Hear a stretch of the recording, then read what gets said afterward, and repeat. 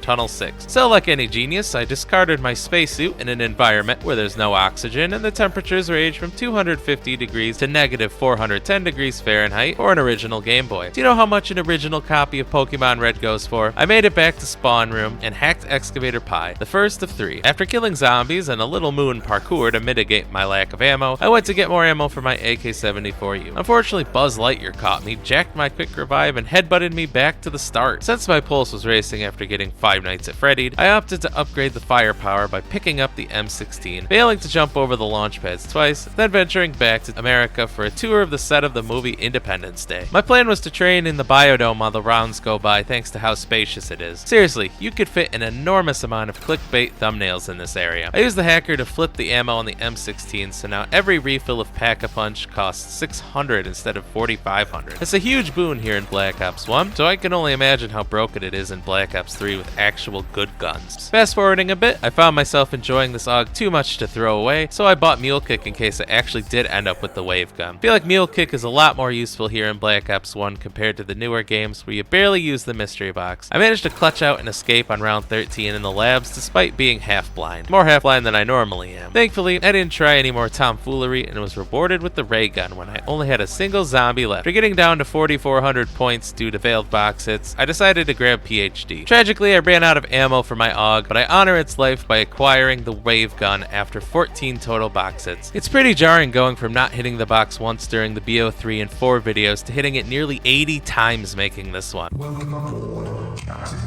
All systems online. Wait, what did the base just say? Warning.